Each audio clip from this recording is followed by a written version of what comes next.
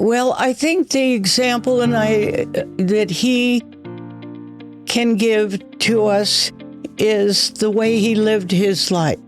He believed in certain things. He followed a path, but he took opportunities as they came. I know he never planned on being a governor or going into politics in his life, but God led him in that path, and he accepted the challenge. He really cared about this country. He believed that we were the last hope on this earth, our country, for the men of the world. And he truly believed that we should be that shining light on the hill, and that this country had the capability. God had given it all the gifts of good Christian founders, natural resources, etc., and that we had the ability to serve not only our own country, but the world as an example. Welcome to the Going Big podcast. I'm your host, Kevin Gentry, and this is the place where we celebrate bold moves and big ideas. Each week, I sit down with inspiring leaders, entrepreneurs, and change makers who are making a significant impact in their careers and in their communities. Whether you're looking to level up your leadership, pursue your passion, or just get inspired to take your next big leap, this is where those stories come to life. Now, if you're listening on iTunes, YouTube, or anywhere else you tune into podcasts, be sure to hit that subscribe button so you'll never miss an episode. Now, let's dive in to what it means to truly go big. Well, welcome to today's episode of the Going Big podcast. My guest today is Wendy Borcherdt. Wendy was one of the most influential and earliest of Ronald Reagan's supporters, from before he even ran for governor through his entire term as president of the United States. Wendy is a remarkable person, as you're about to see. At a time when very few women were serving in public office, she was in a very prominent role in the Reagan White House as a graduate of Stanford University and a longtime member of the Hoover Institution's Board of Overseers. She has been at the intersection of ideas and policy and leadership. It's just such a privilege to be here today with you, Wendy Borcherdt. Thank you for joining us on the Going Big podcast. It's my pleasure, Kevin, and thank you so much for asking me. Well, ever since we had a conversation a few years ago, I've been wanting to do this. And so I want to kick it off with respect to Ronald Reagan. If you would tell us about the first time you met him, or at least saw him in terms of the potential to go big in terms of leadership. Well, I sort of considered Ronald Reagan a friend, although I'd never met him. We were neighbors. We lived close to each other. We belonged to the same country club. His wife was a member of a women's club that I was also a member. So I started listening to his GE broadcasts, and I liked what he said, and I just felt friendly towards him. And if I could ask, so and those are the General Electric broadcasts, very famous, but we're talking about Los Angeles in the 1960s? Yes, and I became president of that women's organization, the Junior League of Los Angeles, and I went to Mrs. Reagan, impressed by what he was saying on his broadcast, and asked if he would address us. And she says, "Oh, Ronnie doesn't do that, Wendy. No, he just is doing the broadcast and he travels for GE. No." So I asked her again several months later and again was refused. So one Sunday evening at the Los Angeles Country Club, they always had a large buffet dinner. It was very popular with the club members. And I ended up in line behind Mr. and Mrs. Reagan. And I said hello to Mrs. Reagan, and then I acknowledged him, and I thanked him for his broadcasts and what he was saying. And then I piped up and said to him, "I would love to have you address the Junior League of Los Angeles. And Nancy is a member, and I'm the president now, and would you do this?" And you know how he used to cock his head kind of, and he looked at me and said, "Yeah, I think I could do that. My schedule." Well, of course, his wife glared at me And it turned out that he came and he spoke to this group of women. We met monthly, and there were about 300 to 350 women there in the morning. And they saw a group of women, Kevin, who were well educated, I would say informed, and were always polite to the speakers. But when Ronald Reagan finished, for the first time in the entire time I had belonged to the there was a standing ovation. Wow. And I thought, wow, you reach people. So when we went to lunch afterwards, I took the vice president of the league and Mr. and Mrs. Reagan to lunch. And the vice president of the league was a rampant Democrat. And we were all sitting there and chatting. And I turned to him and I said, have you ever thought of running for public office? And he looked at me and he said, well, he said, occasionally I hear some suggestion to that. And with that, the vice president of the Junior League, a liberal Democrat, turned to him and said, you must run. You're wonderful. And I thought, he is reaching everybody. I was so impressed. Well, little did I know, as I was suggesting this to him, there were a group of men in Los Angeles who had already approached him about running for governor. And he was considering it. He hadn't made a decision then, but he made it shortly after that. And I became, as a volunteer, involved in the campaign and then served on 3 different boards and commissions that he appointed me to while he was governor.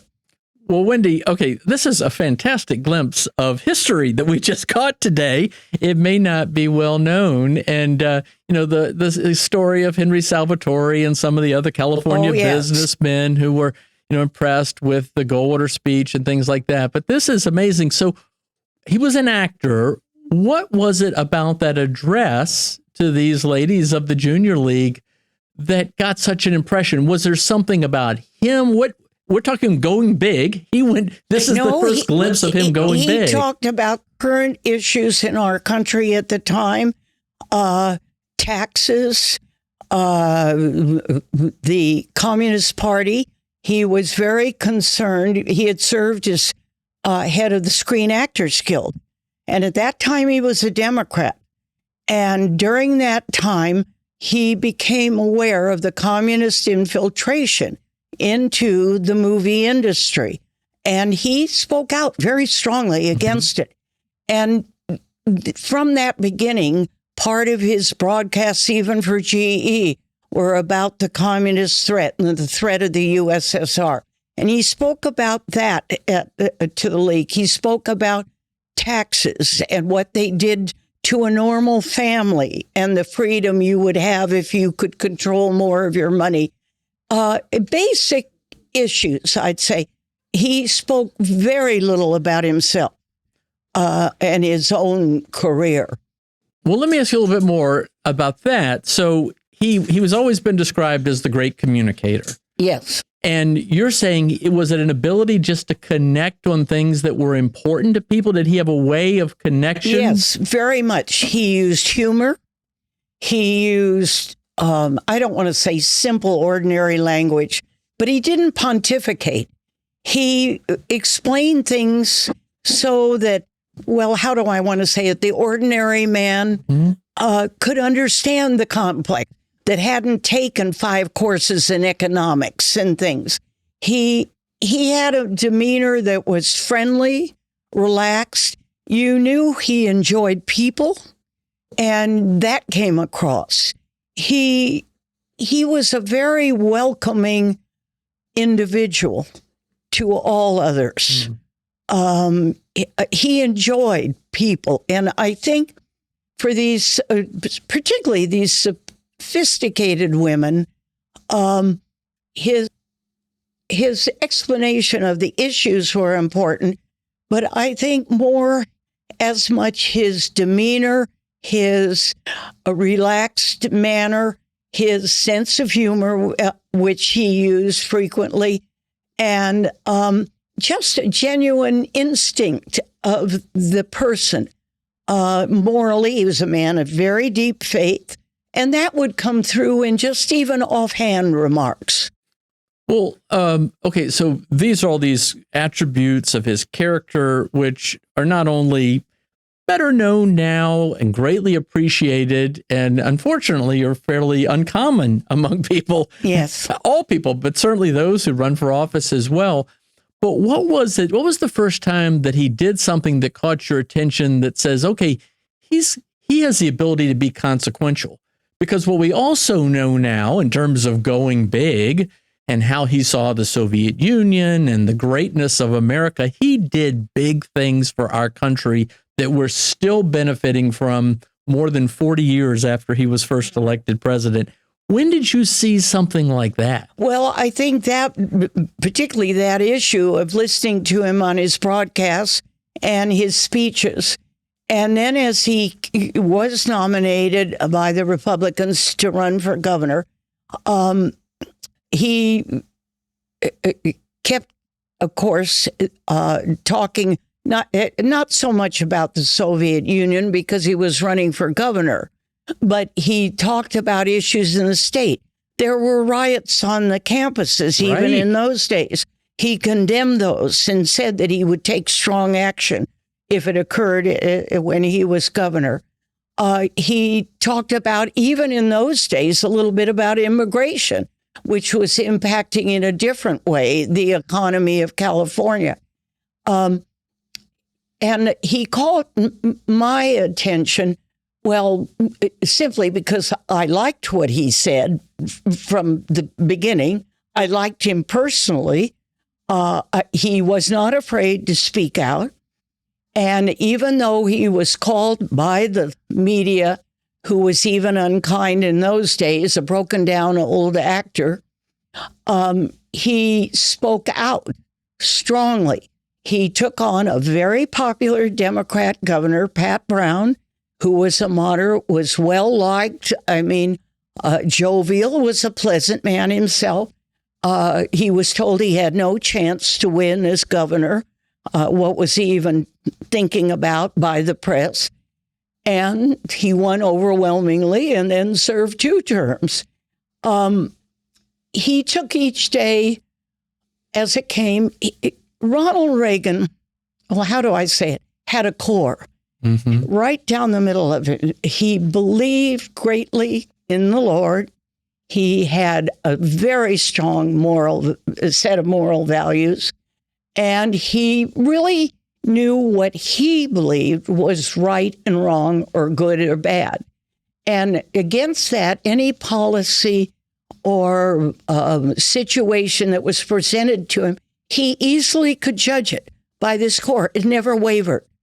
And he was consistent in all his efforts. He never could be, once he'd listen to both sides, he'd listen to input from many, but once he made a decision about something that he believed was correct, he went for it, even under incredible pressure and criticism at times. Wow. Thank you. These insights are really amazing. And I know the audience is really enjoying and appreciating and benefiting from this. I want to go into that a little bit more, but I also want to continue the journey of your time with him. Although I do want to say, I recently interviewed Lech Wałęsa, the leader of the Solidarity movement during the 1980s that helped bring about the downfall of the Soviet Union. And what you said about Ronald Reagan really struck me because Lech Wałęsa was a shipyard worker, an electrician who'd been fired.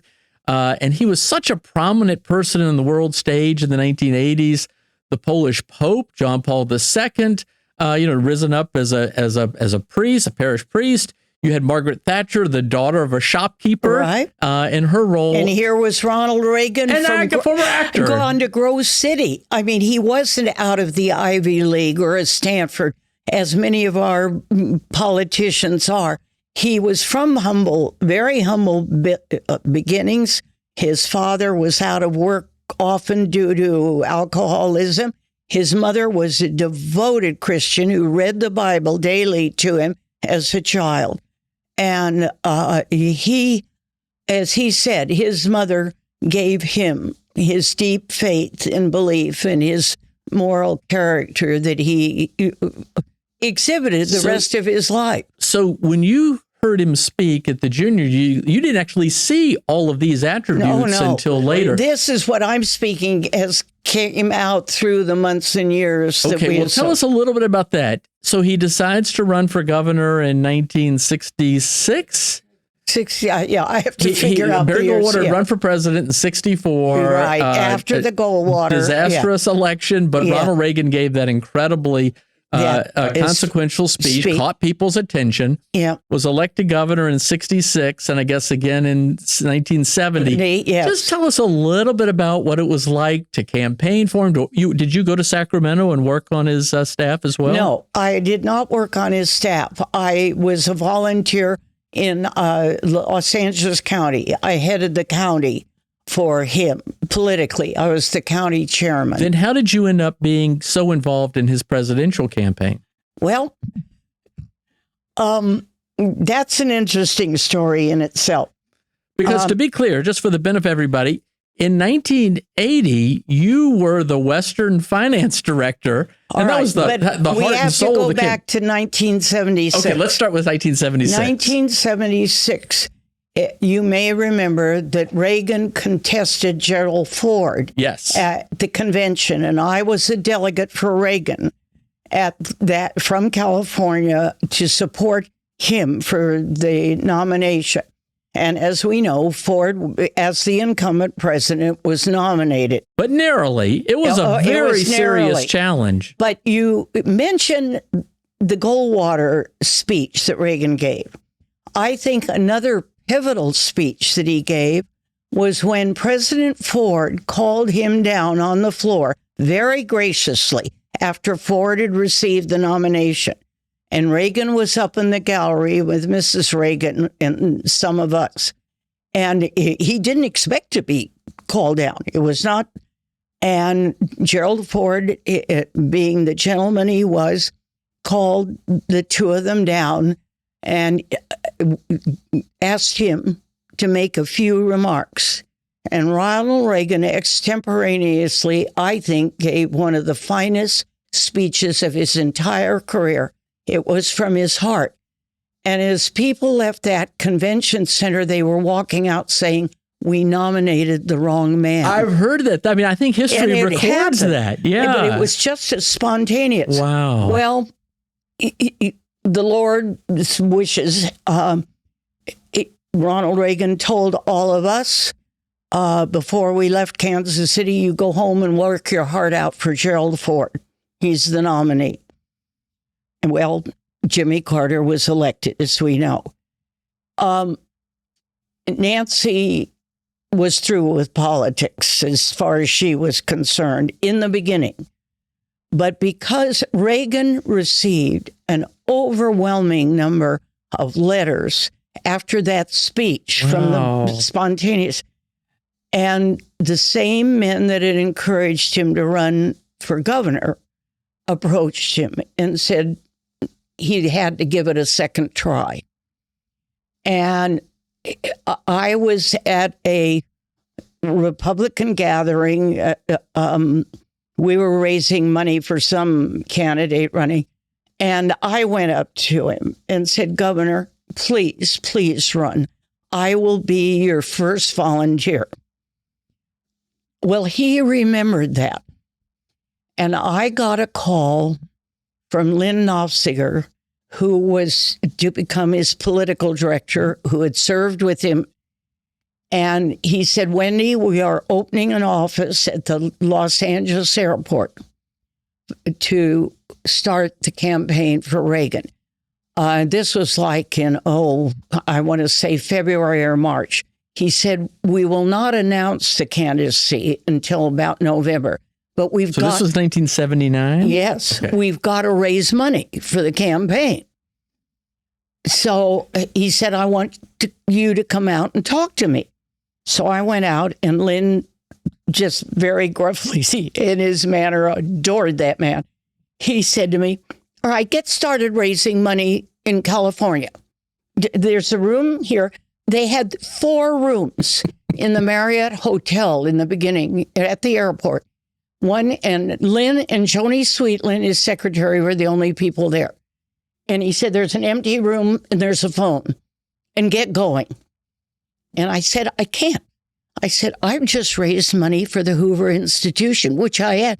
I said, my friends won't take my calls. I can't do that, Lynn. I'm sorry. All right, here's Idaho. Start calling them. And I started calling people I did not know, telling them, well, let me qualify that. These people had supported Reagan in 1976. So they were sympathetic to him running again. These weren't cold, but I started calling, raising money at that time. And we didn't have the internet. We didn't have computers. We didn't have anything. And I'd call you, and you were a gentleman that owns the hardware store in Des Moines, Iowa. And I'd say, oh, and you'd say, well, I want to do something for him. Tell me what to do. And I would say to you, no, you know in your community what to do. Whether you will have an open house, coffee, and ask $25 from your friends, or an elegant dinner at the country club and ask $1,000, which was a lot then. I mean, it's your decision, but we do need money. Well, and then can you send Ronald Reagan to come speak? Well, no, I can't for, 100 people in Des Moines, Iowa. I can send you brochures and I can send you handouts. We had nothing to give these people, no videos, anything. I raised $7 million in 9 months. And, well, $7 million in 1979 is a lot of campaign money, and you were limited. $1,000 is the most, right? Oh, yes. I mean, Wendy, that's extraordinary. It wasn't me. It was the people who wanted Ronald Reagan. They got their friends. I gave them carte blanche on how to raise their money. I mean, I gave them the rules, but I wasn't going to tell you the event. You knew your community. Women gave coffee hours. There were some elegant, large black tie dinners. There were all sorts. But you empowered them. You empowered them. You laid out the vision and the goals, and you empowered them to just go do it. But I just said, go for it. And I didn't raise the money. The American people who supported Reagan did. And so I inherited kind of the title because by the time they got structured and things, I had made these calls, and then Helene Van Damme and Rick Ventura and others took other sections of the United States, and they gave me the follow-through for the western part in Texas. Wow. And anyway, that's how I got involved. Well, okay, so looking today, and you hear about the Reagan landslide of 1980 and 1984, it makes it almost sound like it was easy. It wasn't easy. And history shows also there were some bleak moments. I mean, he did not meet expectations in New Hampshire. He gave that famous speech on television to tell us what was going on. Well, I will tell you, I resigned as Western Regional Finance Chairman for a period of 9 days, it turned out. During the campaign? During the campaign, I was raising money. And it was coming in, and John Sears was the campaign chairman. Oh, gosh. And at that time, you had limits on what you could spend in certain ways in certain states, et cetera. Very complicated. They're not applied today. Anyway, we were going through the money as fast as coming in, and all of a sudden, we had a limit of what we could raise totally. And I sat there and realized if we kept spending the money that John Sears was spending, we wouldn't have money for the last few primaries. Wow. So I went to Dan Terra, who was the national finance chairman, Chicago. And I said, I'm very upset with John Sears, and I don't want to raise another dollar for him because we're going to run out of money. Well, Dan listened to me, and I got a phone call. This is funny. And he said, Wendy, in 2 days, you're flying to New Hampshire.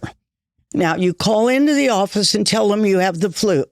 Don't let them know why you're going.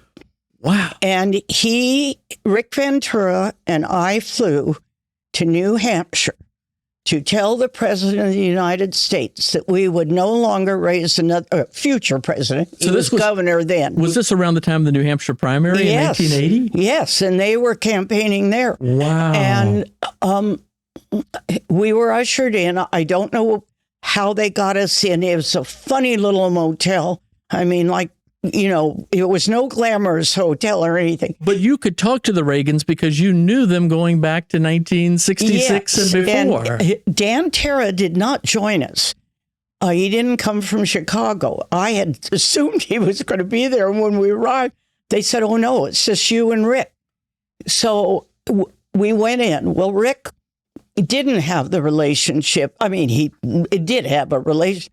So I did most of the talking, and Mrs. Reagan is sitting there, and she's getting stiffer and stiffer, and kind of because I'm telling her that he's not going to be elected president because we're going to run out of money, and so I'm not going to raise anymore, and that John Sears has to be fired because John Sears was also, Ronald Reagan had his little 5x7 note cards the index for his cards. speeches always.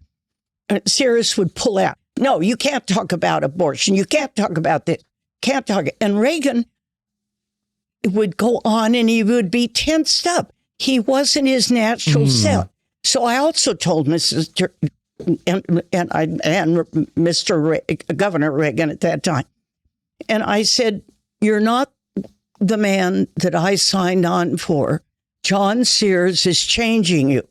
Well, you can imagine Nancy's reaction to that. And I was just very blunt because I believed it. I wanted him to be president. I believed his campaign was being ruined. And there were a number of other people on the staff, although I didn't mention their names to involve them so they could keep their jobs, who felt the same way that Rick and I did. So we left. And I went home, and I guaranteed that the obligations that I had made, I would fulfill on fundraising, like following through for your event and calls, and which was to be several days. But then I was leaving. And during that time, I had to go to, of all the places, Butte, Montana. And I won't go into the reason for going to Butte, but there was a problem there. And I had to go to Butte, Montana. And I met with them, and I was in the motel in Butte, Montana, ready to fly out the next day back to California, when I was watching the New Hampshire primary. Right. And there are all the candidates there. And when Ronald Reagan grabbed that mic and said, this mic is mine, I paid for it, because they were cutting him off, I thought, we've got our candidate back. And they had fired Sears that day. Now, I didn't know it. I learned it the next day. All right, to follow. Wendy, this is quite a glimpse of history. Keep going. Well, now I am going to tell a story because I cannot be arrested. And you may want to cut this out. So anyway, just to be clear, so John Sears was late. I mean, this is well known. He was fired, New Hampshire primary. That was a shock to a lot of people. And then Bill Casey became the campaign manager, he's right? He's a New York lawyer. He was one of the most intellectual men I knew. He was a Renaissance man. He spoke foreign languages. He was well read, but I had never met him.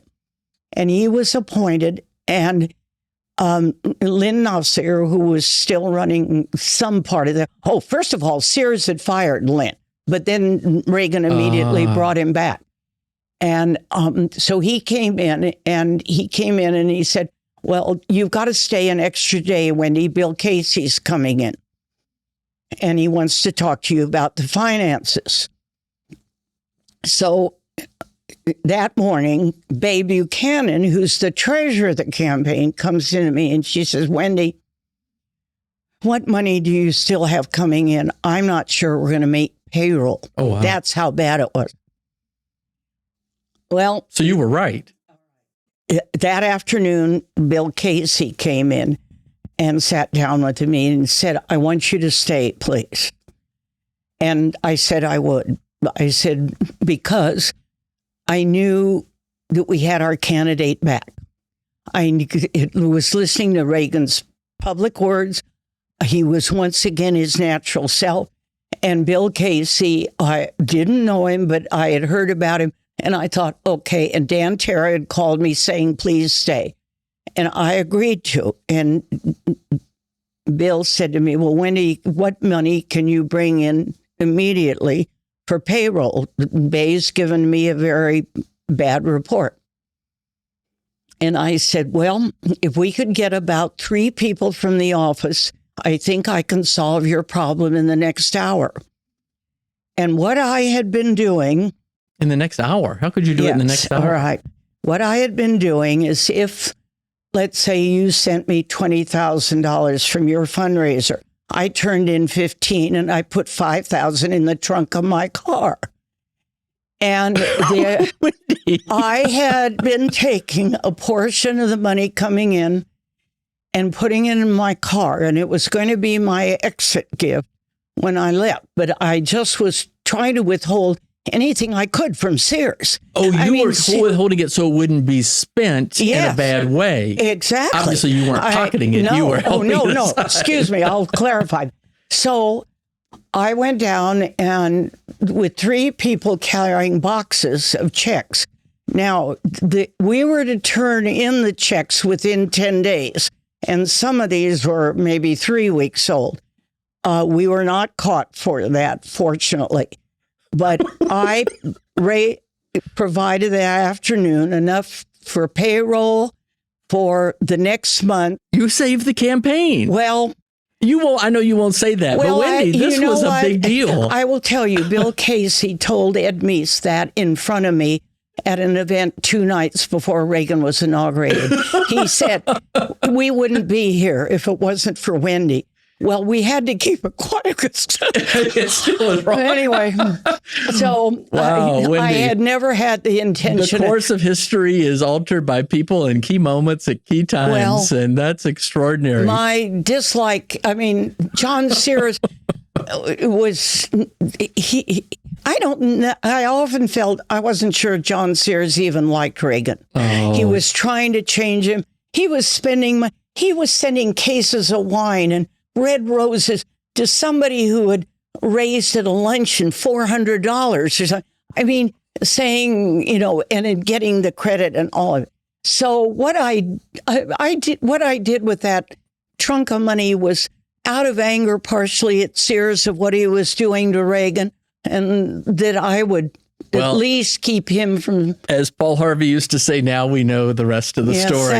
Wendy, that's extraordinary. Well, there are a couple other different questions I want to ask, but I also want to keep it on Ronald Reagan because he is an epitome of going big. Yeah. But I do want to comment on the fact that in the 1980s, it was not common to have women in service in these roles. Certainly there was Jean Kirkpatrick, who was the ambassador to the United Nations, and Elizabeth Dole, but not a whole lot. He had Margaret Heckler. He appointed Sandra Day O'Connor. I could go down. But you're saying these in a way that's a little uncommon. Was it different that you think it is today, or you were on the Hoover board? There weren't a whole lot of other women. Was it different? I'm probably not a good person to answer that, and let me tell you why. My dad was killed in World War II, and my grandfather became the father figure. And my grandfather told my brothers and me that you live your life to the fullest. You honor your God, you honor your family and protect and serve and support them, and then you contribute to your community. Your community could be enlarged to the country. And if you had good health, you did all three. And so I took that as my motto, I guess you'd say, for my life. But I never thought as a woman that I could not live that in any less degree than a man. I think it began in high school. My junior year in high school, I was aiming for an Ivy League college or Stanford. So grades were important. And I had a history teacher who was a very liberal Democrat, and I was born a conservative. So I would argue issues, and she had an intense dislike for me, and of course I reciprocated. So 1/3 of my grade, my second semester on this course in American history, was going to be a paper which you could select the subject which you would approve. So I took the maritime unions, which were in the news all the time in San Francisco, Harry Bridges, way out communist left-leanings, and why they should be abolished, why the leadership was terrible, that the unions were not serving their people.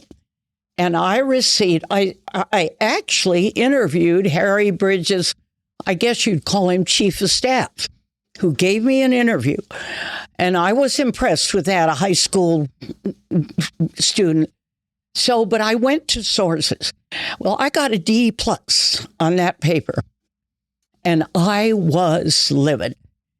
Well, my family, every Wednesday night went to my mother and my three brothers, my mother being a widow when my youngest brother was a year and a half. I was the oldest. We went every Wednesday night to my grandparents for dinner. And my grandfather had been a judge, appointed, didn't like the bench because he said, I see all these lousy lawyers coming through and it bothers. Went back into public service, headed political campaigns, delegate for Taft in the early years. Anyway, part of this, we would go over current events, what had happened. Well, this was on my heart, and I was livid. And I said, Judge, this isn't fair. And he still looked at me and said, what are you going to do about it? And I said, well, what can I do about it? He said, you go talk to her and tell her it's unacceptable and you want to know why she gave you the grade, etc. And I said, oh, my goodness. I go to her. I said, I'll get a worse grade. And he said, no. Yeah, you can't sit and take it. If you think it's unfair, you may speak out. Well, I went to her. She gave a lot of excuses and wouldn't acknowledge anything and wouldn't give me any reason. So the following week, I told my grandfather, he said, go to the headmaster. I was in a private girls' school. And I said, I go to Dr. Dewey? Yes. So I went to Dr. Dewey, and he told me that he didn't interfere with the grade system of his teachers, and that I had to settle it with Mrs. DeFremery. So I will say in this instance, my grandfather went to Dr. Dewey and settled the issue, and the grade was changed to a C+, not to my liking. But that instance taught me that I had to defend what I believed. And I had another instance at Stanford. I took on a professor there on the UN. And the UN had been formed, was about 12 years old, 13. And this was a course on the UN that I was required to take as a political science major. And the professor thought that the UN was the end-all and be-all, the savior of the world. And my premise was it was a useless organization, already politicized, etc. And I had first sources. I went and interviewed people in San Francisco anyway, well, I got a C- on that paper. And although I wasn't heading to graduate school or anything for grades, I felt it was undeserved. So I went to President Sterling, the president of Stanford, right, and said, look, this is terrible. I mean, I am being graded on what I believe, not on my work. Well, of course, President Sterling again said, I'm not interfering. But he did refer it to the head of the poli-sci department, who was over Professor Watkins, and he read it and changed my grade to a B+. I think I deserved an A, but that's as low as... But those two instances that affected me directly taught me to stand up for myself. Yeah. And I never felt as a girl or as a young woman that I couldn't... It didn't matter what arena. So I guess I had a discussion with Ronald Reagan about this once. And, you know, there was a great deal of pressure. He wasn't appointing enough women, etc. And he and I, before he was elected, had discussed this. And he had said, I am appointing people because of their ability, not the color of their skin, their ethnic background, whether they're female or male. Now, there was pressure to put women in from the press, from the elected Congress, etc. But I think we probably resisted that as much, but went ahead and appointed capable women to positions. I think I had learned this. Well, I don't want to go off track a little bit. Let me bring it. Because I'm not an advocate of affirmative action from my own experience. And I will tell you, it involves the Hoover Institution at Stanford. And this is a silly story. But when I moved from San Francisco to Los Angeles with my husband, my grandfather had a lot of friends in Los Angeles who he alerted that his granddaughter was coming and would they look out for me. Well, one man who became my mentor did look out for me, and he nominated me to the Pacific Legal Foundation and Republican Associates, and not as a woman but somebody who had demonstrated interest and knowledge of the stuff. All right. I get a call from him one day, and he and I stayed in. We also played tennis a lot, and I thought I was calling for a tennis game. And he says, hello, Wendy, this is Joe. Hi, Joe. How old are you? How old am I? I'm 34. When are you going to be 35? And I said, this was in January. I said, in April. He said, oh, fine, thanks. Talk to you soon. Click. Well, I thought, what was that about? Well, I forgot about it. And I got a letter from Hoover about 3 weeks later, and I scanned it and I threw it in the waste paper basket because I thought it was a fundraising letter. And I always gave my donation in June. So about 10 days after the letter had arrived, I get a call from Joe, and he says, Wendy, did you get a letter from Hoover? And he was on the board, one of the 19 members of the board at that time. And I said, yes. And he said, what did you do there? I said, I threw it in the basket. And he said, you what? And I said, Joe, I give my donation in June. And he said, Wendy, that was not a solicitation for funds. That was an invitation to serve on the board of directors of Hoover. He said, we decided that it was all male at that time. We decided we needed 2 women to join the board. And their criteria, obviously, were female. And 1 woman had to be over 55 and 1 woman under 35. And those were the qualifications. I learned this later.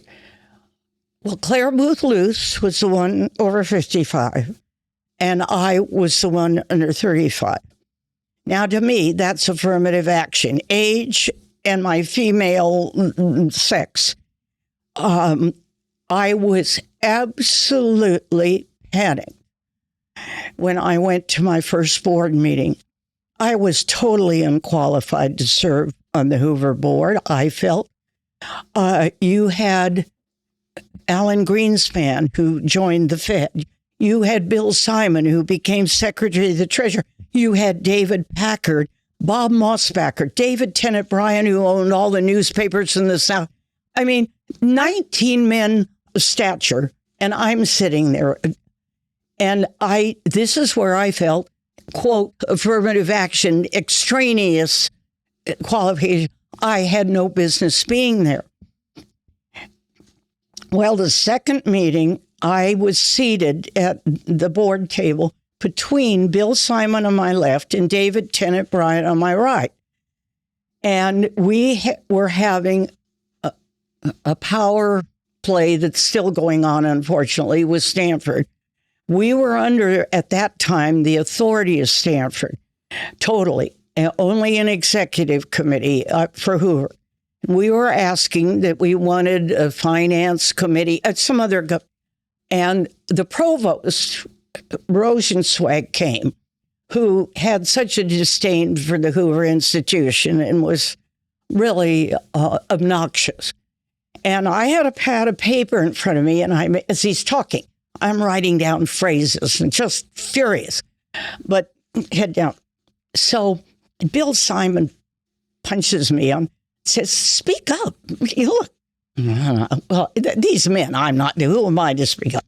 They'll say these things." So the discussion goes on, and David Tennant Bryan raises his hand, and he's recognized. And he says, "Wendy has something to say."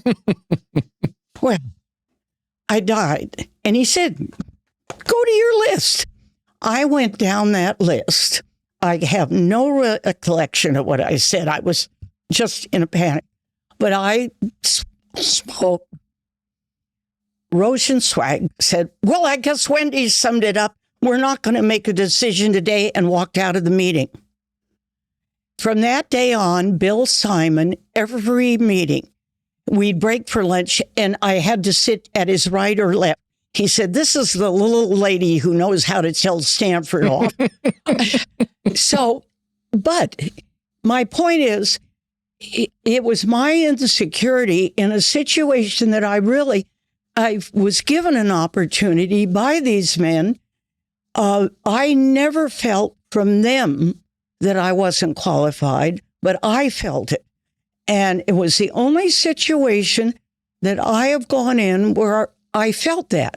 And that's why I'm not for affirmative action, because I went in under artificial, in my viewpoint, terms. What matter was it that I was female and under 35 when I'm appointed? Wow. Wendy, I was going to ask a little bit more. And now I have served ever since, except my years in the Reagan administration. And then they came to me and reappointed me again, and I went on to serve on nominating on the executive committee for 6-8 years. Well, we thank you for your service in multiple ways. I was going to ask you to sort of sum up who is Wendy Borcherdt, but I kind of think you have through these stories that you've told. It's pretty remarkable how you've gone big in your life, and by setting an example and just following your conscience, following the sort of mentorship of your grandfather, just doing the right thing. So I'd like to kind of wrap it up in 2 questions related to that. So you knew Ronald Reagan before he ran for governor and served with him through his presidency and even afterwards in his political office. What, in your judgment, can we learn from him in terms of his leadership about how to think about in our own lives we can live a life of meaning and purpose, finding our contribution, and going big? Well, I think the example that he can give to us is the way he lived his life. He believed in certain things. He followed a path, but he took opportunities as they came. I know he never planned on being a governor or going into politics in his life. But God led him in that path, and he accepted the challenge. I think his consistency of believing in things, listening, he was a great listener, and he'd listen to people. But once he made up his mind on even very controversial things, he would go ahead. I mean, when he was governor, shortly after he became governor, there were the riots at Berkeley, terrible student riots. And he said, you stop it in 24 hours or I'm calling in the troops. And nobody believed him because there had been riots all preceding under Brown and nothing had been done. He called them in. The air controller strike. Right. What did he do? Okay, you shape up or I fire you. And what did he do? Okay, I think people, when he believed something was right, even if he knew it was going to cause an outcry or have some strong opposition, as long as he felt it was right. Also, I think we've had Trump shot at it now with the tragic Charlie Kirk death. But I think when Ronald Reagan was shot, he had a deep belief in the Lord his whole life. But he told us, many of us, that he believed God had saved it. His injuries were severe.